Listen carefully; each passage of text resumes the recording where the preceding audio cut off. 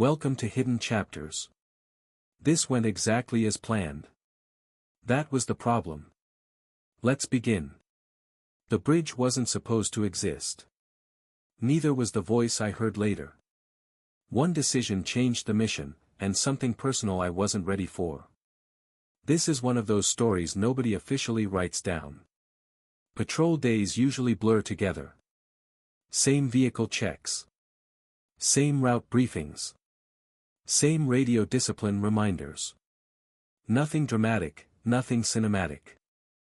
Just professionals doing work that only becomes visible when something goes wrong. That morning looked exactly like that. Satellite maps reviewed. Terrain confirmed stable. No recent hostile activity reported in our sector. Civilian movement minimal. Standard conditions for a routine security patrol. The route crossed a dry valley that had been surveyed repeatedly. Nothing strategic there. No infrastructure.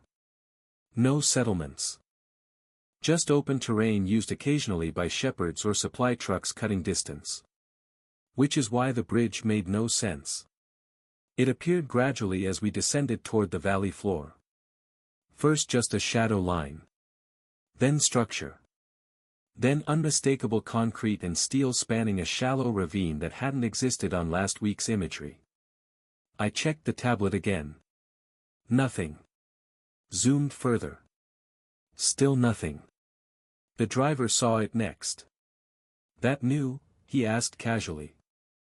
"According to the map," I said, "it doesn't exist." That changed the tone immediately. Unmapped infrastructure in a supposedly stable zone isn't automatically hostile. But it's never neutral either. Construction requires logistics. Logistics require planning. Planning implies intention. I radioed command. Unidentified bridge at grid reference Delta 7. Request clarification. Static first. Then response. Negative known construction. Continue patrol. Do not investigate. Clear order. But clarity doesn't eliminate curiosity. As we approached, details became sharper. Fresh tire tracks. Recently poured concrete. Guardrails still carrying construction residue.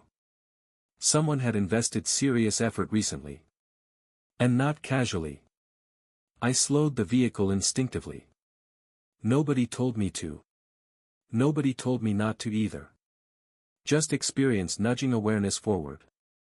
That's when I noticed the first small inconsistency. No pedestrian wear. No civilian vehicles crossing. A bridge built, but not used.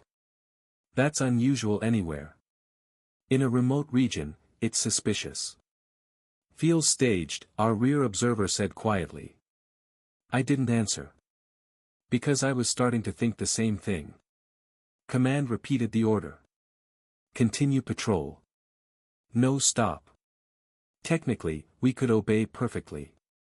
Drive across. Ignore details. Log nothing. Finish the mission. But military training also teaches something less formal. Orders guide decisions. Situations refine them. I slowed another 10 kilometers per hour. And that's when the radio static shifted. Not command frequency. Another channel bleeding through. Faint. Fragmented. But definitely voices. Watching. Waiting. And suddenly that bridge wasn't just infrastructure anymore. It was part of something planned. Something that included us. I just didn't know yet how personal it was about to become. Or how close we already were to stepping exactly where someone wanted us. The voices on the radio weren't clear. Just fragments. Wrong language cadence for local civilians. Too structured to be random chatter. And definitely not on any frequency we were supposed to be hearing. That alone shifted my decision. Because coincidence exists in the field, but layered coincidence usually means design. I didn't stop the convoy completely. That would have signaled awareness too early. Instead, I reduced speed gradually. Enough to observe. Not enough to look hesitant. Hesitation invites attention, and attention in uncertain environments rarely works in your favor. The bridge loomed closer. Fresh concrete smell still faint in the heat. Steel railings barely weathered. No dust accumulation on the surface, meaning either recent construction or recent cleaning. Both unusual. Still no civilian traffic, our rear observer noted. He was right. No livestock tracks. No foot traffic. No tire variation. Just heavy construction patterns and one consistent vehicle type. Not local. Operational. Command repeated the order again. Proceed. Do not delay. Clear. Final. But command wasn't seeing what we were seeing on the ground. That disconnect happens sometimes. Satellite imagery lags. Intelligence updates delay. Reality moves faster than reports. Experience teaches you to bridge that gap carefully. I keyed the radio again. Crossing slowly for safety assessment. Technically compliant. Practically cautious. Nobody challenged it. As the front wheels touched the bridge, the atmosphere shifted. Not visibly. Not dramatically. Just that subtle tightening professionals recognize instantly, like stepping into a room where conversation stopped a second too fast. The radio interference grew stronger. Still fragmented. But now directional. From ahead. Not behind. Which meant observation posts likely positioned forward. That's when the first movement appeared. Far hillside. Brief reflection. Optics maybe. Or equipment catching sun. Too quick for certainty, but enough to register. I kept the vehicle steady. No sudden reaction. Sudden reactions escalate situations. Calm movement keeps options open. Halfway across, I noticed something else. Reinforcement plating under the bridge edges. Not standard civilian engineering. More load-bearing than necessary for local traffic. Military-grade considerations. Or something designed to withstand impact. That realization came just seconds before the radio crackled clearly for the first time. They're on it, wait. Different voice. Closer. Definitely not command. My pulse stayed steady, but awareness sharpened completely. This wasn't random construction. It was observation infrastructure. Possibly a checkpoint test. Possibly something worse. Command asked for status. I gave neutral information. Crossing in progress. No incident. Still technically true. But internally, decisions accelerated. Speed up. Too obvious. Stop. Risky. Continue calmly. Best option. So we rolled forward. Steady. Professional. Predictable. Exactly what whoever was watching expected. Which, ironically, might have been our best protection. Until the far end of the bridge came into view. And I saw the vehicle parked there. Engine running. Doors closed. No visible occupants. And something about it felt familiar in a way I couldn't explain yet. That feeling would make sense soon. Much sooner than I wanted. Because sometimes the unexpected twist isn't tactical. Sometimes it's personal. And I was about to learn exactly how personal this situation really was. The car parked at the far end of the bridge shouldn't have been there. Not because vehicles were forbidden. Because nothing else was there. No buildings. No road junction. No visible destination. Just a clean stretch of newly poured concrete leading to a single running vehicle that looked like it had arrived, and decided not to leave. Engine vibration shimmered faintly in the heat. Doors closed. Windows tinted just enough to obscure interior detail without looking deliberately concealed. Too controlled. Too deliberate. I kept our speed constant. Sudden braking signals awareness. Sudden acceleration signals fear. Both invite escalation. Neutral movement keeps options open, at least temporarily. Visual contact front, I reported calmly over convoy comms.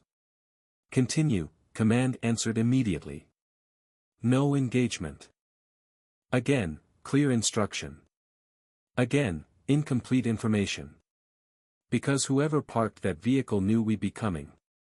The radio chatter earlier confirmed observation. The bridge construction itself suggested planning.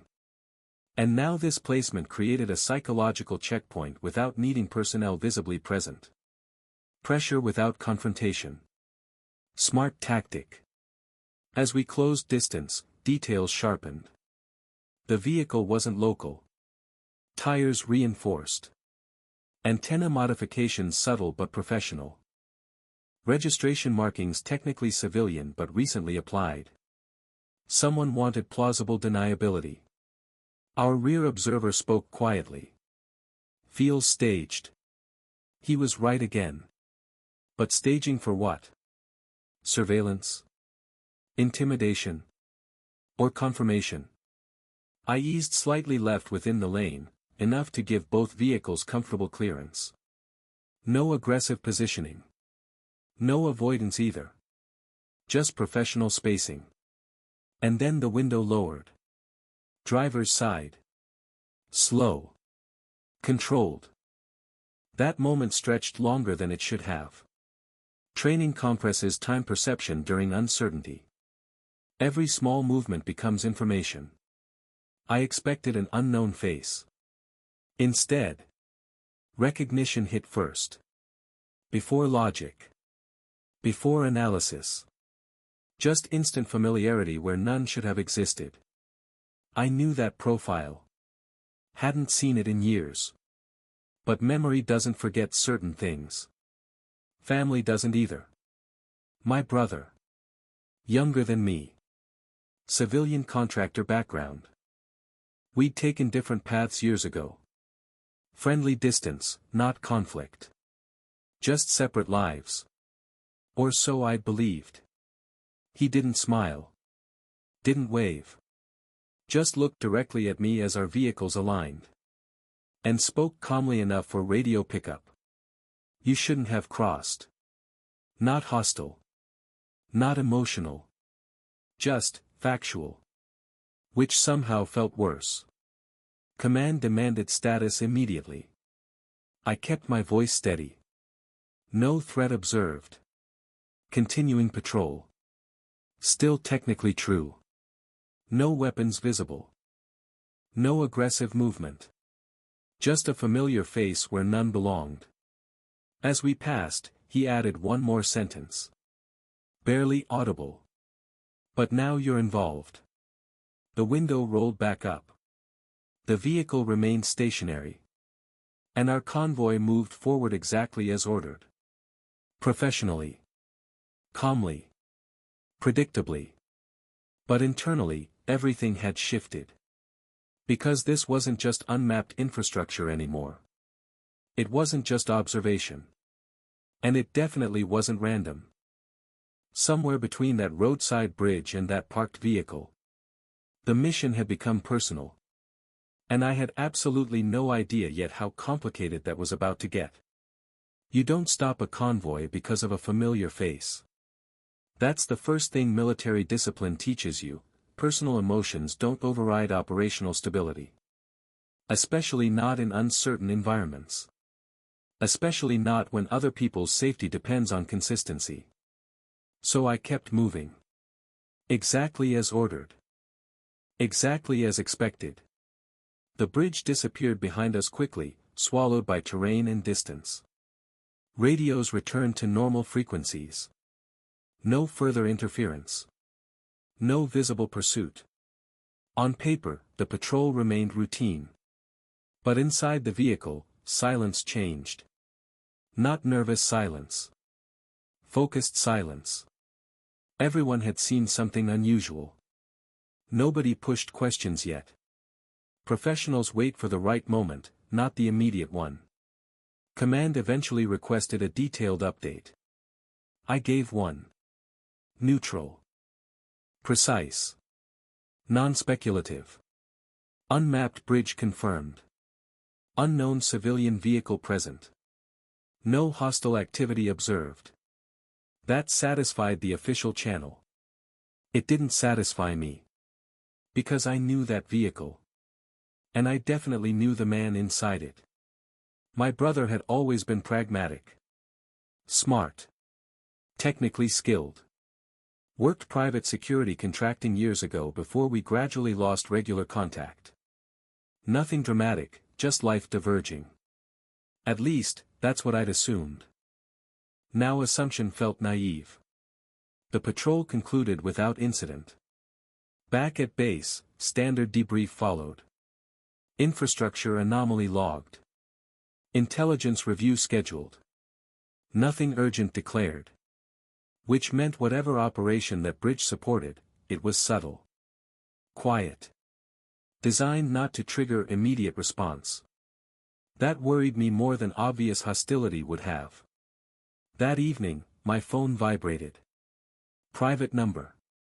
No ID. I already knew who it would be. I answered anyway. You shouldn't have crossed, he repeated. Same calm tone as earlier. No accusation. Just observation. You built it? I asked. Pause. Not exactly. That wasn't denial. It was confirmation without specifics. Why warn me then? I asked. Another pause. Longer. Because you were never the target. That sentence shifted everything. Convoy observation makes sense tactically. Infrastructure testing makes sense strategically. But personal warning introduces complexity. Family complexity. You're involved with whoever is behind this, I said. Yes. No hesitation. No defensiveness. Just acceptance. And they know I'm your brother now? They do. Calm again. Measured. Like someone managing variables rather than emotions. That bothered me more than anger would have. What are they planning? I asked. Nothing immediate, he said. But they needed confirmation that certain routes stay predictable. Predictable routes. Predictable patrols. Predictable responses. Military predictability usually stabilizes environments. But it can also be studied. Mapped. Used. You shouldn't be part of this, I said quietly. You shouldn't have crossed, he replied. Full circle. No hostility. Just reality. Before hanging up, he added one more sentence. I warned you because family still matters. Then silence. Call ended. And suddenly that bridge wasn't just strategic infrastructure. It was leverage. Not direct threat. But observation with personal implications. Which meant the mission wasn't just operational anymore. It had emotional terrain too. And emotional terrain is often harder to navigate safely than physical ground. Sleep didn't come easily that night. Not because I was afraid. Because I was calculating. Military training teaches you to separate personal context from operational decision-making. That separation keeps units stable. Keeps missions focused. Keeps emotions from compromising safety. But family complicates that separation. Especially when they unexpectedly appear inside your operational environment. The next morning's briefing addressed the bridge directly. Satellite imagery updated overnight. Analysts confirmed rapid construction within the past month. No official permits. No local infrastructure requests. No humanitarian justification. Unofficial infrastructure. That usually means influence. Or testing. Or preparation. Command classified it as a monitor, do not engage situation. Patrol routes adjusted slightly to avoid repeated crossings. Observation continued from distance instead of direct contact. Professional response. Measured. But internally, my perspective differed slightly now. Because intelligence sees patterns. Family sees people. And my brother was clearly involved somehow. Not necessarily hostile. Not necessarily cooperative either. Just, positioned inside something bigger. During the debrief, nobody mentioned my connection. I hadn't volunteered it yet. Not concealment, just timing. You don't introduce personal variables until you fully understand their relevance. Still, awareness stayed sharp. Radio frequencies monitored more carefully. Logistics patterns reviewed. Civilian contractor registries cross-checked quietly. Nothing overt.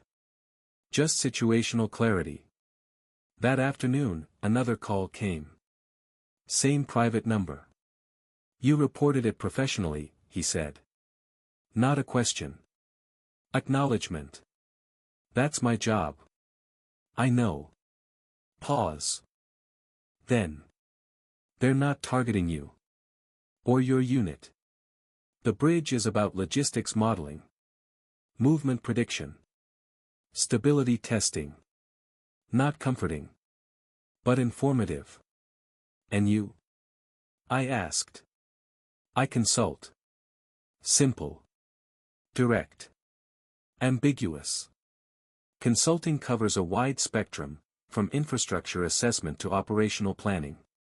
Without specifics, interpretation stays flexible. You could step away, I said. Another pause. Longer this time. Not always that simple. That sounded honest. Not defensive. Just realistic. I didn't push further. Because pushing family under operational pressure rarely produces clarity. It produces silence.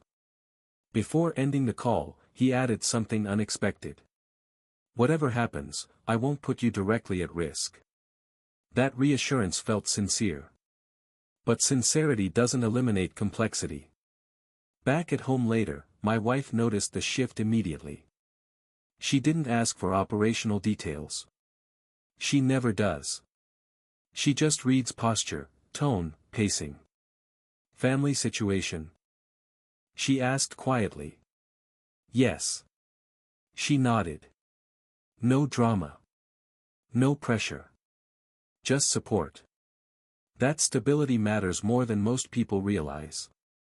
Because when operational worlds blur with personal ones, you need at least one environment that stays grounded. Meanwhile, the bridge remained under observation. No increased activity. No visible escalation. Just quiet presence on terrain that previously held nothing. Which meant whatever operation existed there. Patience was part of its design. And patience, I've learned, often signals something strategic. Not urgent. But potentially important. Especially when family unexpectedly appears at the center of it. Weeks passed without incident. No further convoy crossings. No radio interference. No visible activity near the bridge. On paper, that suggested stability. Intelligence reports classified the situation as low immediate concern. Surveillance continued remotely, but operational urgency decreased. Still, something about it didn't sit comfortably. Infrastructure built that quickly doesn't exist without purpose. And purpose rarely disappears simply because attention shifts elsewhere. Then the briefing changed. New satellite imagery showed logistics vehicles using the bridge at night. Not large convoys. Small movements. Controlled intervals. Professional discipline. Whoever operated there understood visibility management. Command updated the classification. Not hostile. But strategic. Which, honestly, is sometimes more complicated. Strategic operations often sit in gray zones: influence, access control, infrastructure positioning. Not illegal. Not overtly aggressive. But significant enough to shape future conditions. And suddenly my brother's involvement made more sense. Consulting. Infrastructure modeling. Movement prediction. That's exactly the kind of expertise those projects require. Still, family connection doesn't simplify things. It complicates them. Because you see both sides simultaneously, operational logic and personal history. Another call came one evening. This time he didn't wait for small talk. "You figured out what it is," he said. "Logistics control point," I answered. "More or less. No denial. Just refinement. It's about stabilizing supply routes before instability grows," he continued. "Prevention, not confrontation." That surprised me slightly. Infrastructure built quietly to prevent escalation isn't unprecedented. Governments, contractors, and local authorities sometimes cooperate informally that way. It reduces visibility while maintaining function. But secrecy creates suspicion. Especially in military environments. "You could have coordinated openly," I said. "Sometimes visibility attracts the wrong attention," he replied. True. Transparency isn't always safe. Balance again. He sounded calm. Not pressured. Not defensive. Which reassured me somewhat. Still, I asked the personal question. "You're safe in this?" "Yes." "Immediate." "Confident." "And you?" he added. "Yes." "Also true. At least operationally." Before ending the call, he said something that stayed with me. "You stopping that convoy didn't cause problems. It probably prevented them." That perspective hadn't occurred fully yet. We'd treated the bridge as potential threat. Maybe it was actually stabilizing infrastructure being introduced cautiously. That possibility reframed everything. Not enemy. Not ally. Just overlapping interests managed quietly. Back home, my son asked about infrastructure resilience again during dinner. Academic curiosity. Nothing operational. But hearing him discuss supply stability, crisis logistics, and system continuity reinforced something important. These concepts aren't just military. They're societal. And sometimes people working behind the scenes, contractors, analysts, consultants, contribute stability without recognition.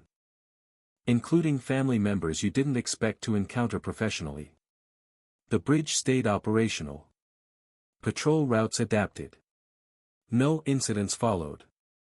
Which suggested the situation had settled into equilibrium. Quiet. Functional. Mostly invisible. And maybe that's exactly what whoever built it intended from the start. The longer the bridge stayed quiet, the harder it became to categorize. Not hostile. Not fully coordinated either. Just present. Military environments prefer clarity. Friendly, neutral, or threat, those labels guide behavior. Gray zones require patience, and patience isn't always comfortable in operational settings. Command eventually downgraded it further. Monitor only. No patrol adjustments. No investigative tasking. Just awareness. Infrastructure acknowledged but not emphasized. That decision made sense strategically. But personally, it left questions unresolved. Because I knew someone directly involved. And family rarely fits neatly into operational categories. Another call came a few days later. Not urgent. Not secretive. Just normal tone, almost conversational. "Things stabilized," he said. "Looks that way," I answered. "You're not being targeted." "Never were." He'd said that before. Hearing it again reinforced the point. Still, I asked the question that had been sitting quietly in my mind. "Why didn't you tell me earlier you were involved in this kind of work?" Silence for a moment. Then. Because our paths didn't intersect professionally before. And I didn't want them to. Fair answer. Family separation sometimes protects both sides. Different careers, different risks, different operational contexts. Not avoidance, just boundary maintenance. But boundaries shift when environments overlap. Seeing you on that bridge wasn't planned, he added. I believed him. The surprise on his face matched mine. Professionals recognize staged encounters. That hadn't been one. Just coincidence layered onto infrastructure planning. Which happens more often than people think. He sounded more relaxed this time. Less guarded. Like someone confident a situation had settled into manageable parameters. That route helps prevent supply disruptions, he explained. Quiet stabilization. Nothing dramatic. Infrastructure stability again. That theme kept returning. Not conflict. Prevention. Which aligned with what I'd seen in other operations too. The best interventions rarely make headlines because they prevent events instead of reacting to them. At home, the situation barely registered anymore. My wife sensed normalcy returning. My son focused on studies, occasionally referencing infrastructure resilience in discussions without knowing how personally connected the topic had become. And that felt right. Family life should remain stable whenever possible. Operational overlap shouldn't dominate personal environments. Weeks turned into months. No incidents. No renewed intelligence alerts. No suspicious movement beyond routine logistics. Gradually, the bridge became just another piece of terrain. Important. Functional. But not emotionally charged. Even the calls with my brother normalized. Less about the bridge. More about life. Work. Family updates. The kind of conversations we'd had years earlier before careers diverged. Which was unexpectedly comforting. Because professional complexity doesn't have to erase personal connection. Sometimes it just adds perspective. Looking back at that first crossing, I realized something simple. The unexpected twist wasn't an ambush. It was recognition. Realizing that stability sometimes comes from people you don't fully understand yet. Including family. And sometimes the most important outcome isn't dramatic resolution. It's quiet equilibrium. Which, honestly, is what professionals aim for most of the time anyway. Eventually, the bridge stopped feeling unusual. Not because it disappeared. Because it integrated into the landscape. Supply vehicles used it regularly. Civilian contractors crossed without hesitation. Even local traffic started appearing, farmers, transport vans, occasional buses. Infrastructure had normalized exactly the way stable systems usually do. Quietly. Gradually. Without announcement. Command officially removed it from priority monitoring. Still documented, still mapped now, but no longer treated as an anomaly. Just another logistics asset in a region that benefited from predictable routes. That outcome suggested something important. Whatever initial secrecy surrounded its construction had transitioned into accepted functionality. Stabilization had worked. Which matched what my brother had hinted at months earlier. Prevention, not confrontation. We spoke less frequently about operational topics after that. Conversations shifted back toward normal family territory, parents' health updates, career developments, occasional jokes about how neither of us ended up where we originally expected in life. That felt good. Less tension. More familiarity. Still, the experience left its mark. Because seeing family intersect unexpectedly with professional environments changes how you interpret both. It doesn't create conflict necessarily. It creates perspective. And perspective influences decisions. My son finished his cybersecurity course around that time. Proud, focused, already talking about infrastructure protection careers. Hearing him discuss resilience planning reminded me again how stability depends on people working quietly behind the scenes. Soldiers. Engineers. Analysts.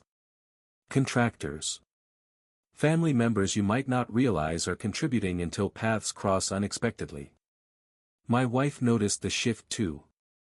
"You seem lighter," she said one evening. Maybe she was right. Uncertainty weighs more than complexity sometimes. Once you understand a situation, even a complicated one, tension often decreases. Understanding replaces speculation. And speculation usually creates more stress than reality. I drove past similar terrain months later during another routine patrol. Not the same bridge, different region. But the same lesson applied. Infrastructure tells stories. Who built it? Why? When? Sometimes those stories are about conflict. Sometimes they're about prevention. The challenge is recognizing the difference early enough. Looking back, I realized crossing that bridge hadn't created risk. It had created awareness. Awareness about overlapping responsibilities. About family working in adjacent fields. About how stability often requires cooperation nobody publicly acknowledges. And maybe most importantly, about how not every unexpected encounter signals danger. Sometimes it signals connection. Connection to systems you didn't realize existed. Connection to people you thought were operating in entirely separate worlds. Including your own family. The bridge still stands. Operational. Unremarkable now. Which, ironically, is probably its greatest success. Because infrastructure works best when nobody needs to think about it. Just like stability itself. Time has a way of normalizing things. What once felt unusual becomes routine. What once carried tension fades into context. That bridge, the unmapped structure that triggered so many questions, eventually became just another piece of terrain in our operational planning. Mapped. Documented. Functional. Nothing dramatic attached to it anymore. Patrol briefings referenced it the same way they referenced any other infrastructure: location, capacity, recommended crossing speed. No special caution. No intelligence flags. Just operational fact. And strangely, that normality felt like closure. Not the cinematic kind. The professional kind. Because stability is usually quiet. My brother's involvement gradually shifted fully into the background too.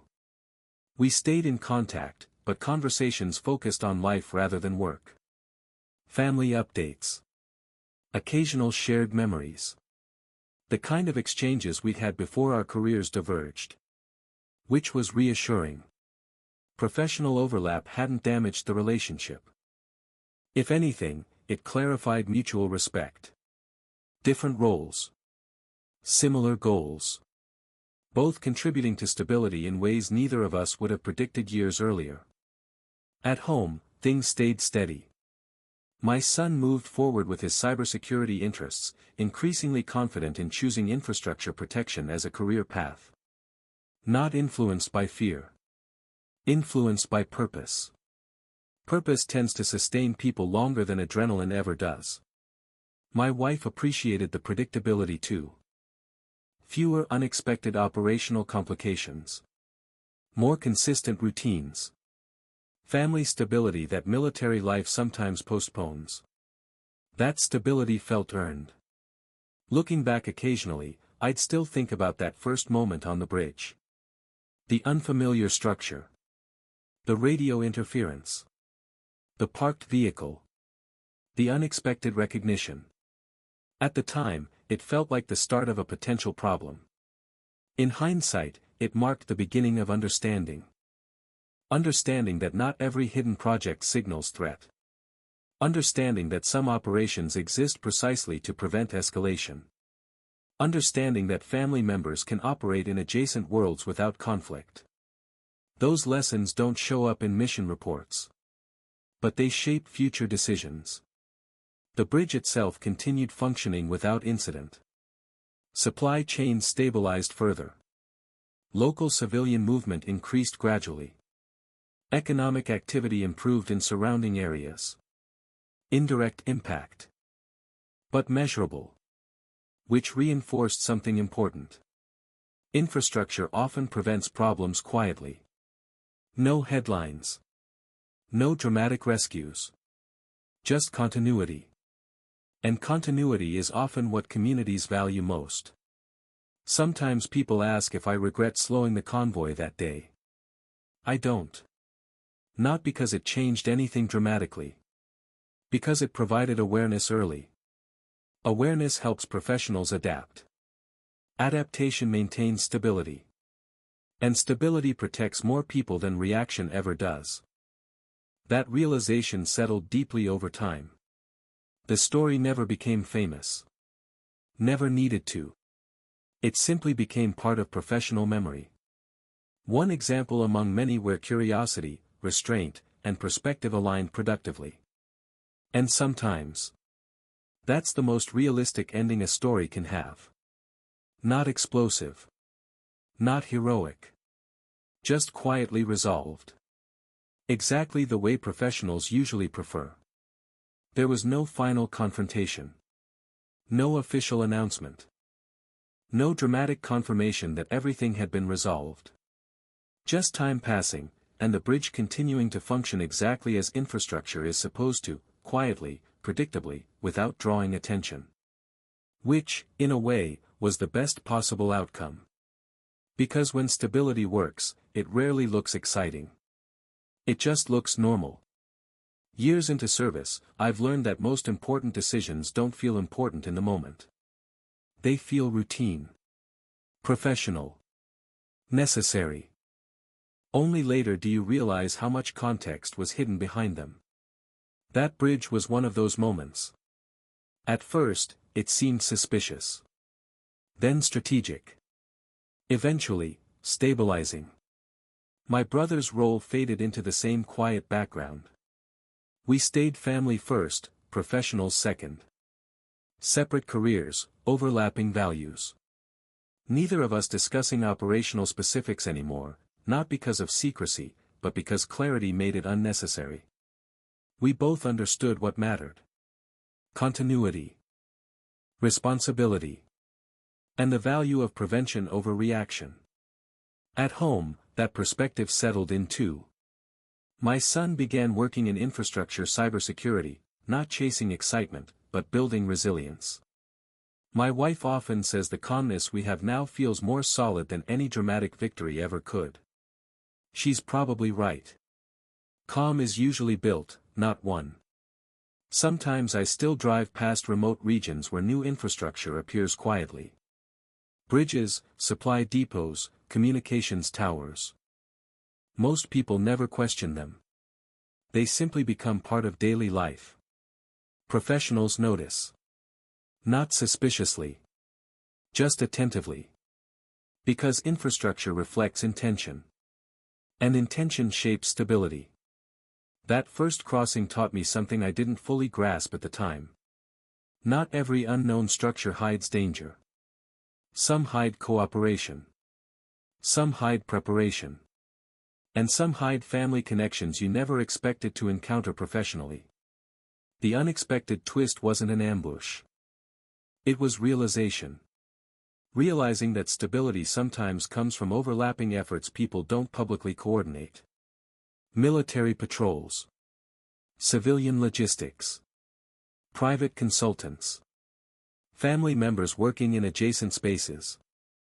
All contributing quietly. No headlines. No recognition. Just functioning systems. That's the part nobody writes down. Because reports focus on incidents. They rarely focus on prevention. Yet prevention protects more lives than reaction ever can. Looking back, I don't think about that bridge as a mystery anymore. I think about it as a reminder. A reminder that curiosity matters. Restraint matters. And sometimes the most responsible action Is simply paying attention without escalating unnecessarily. The bridge still stands. Unremarkable. Functional. Almost invisible now. Which probably means it's doing exactly what it was built to do. And honestly, that's the ending professionals usually hope for. Quiet. Stable. Mostly unnoticed. But meaningful all the same. Not every story ends where we stop telling it. If this one stayed with you, there are more on hidden chapters. You can like the video and subscribe for the next chapter. And if you knew the rest, would you want to hear it?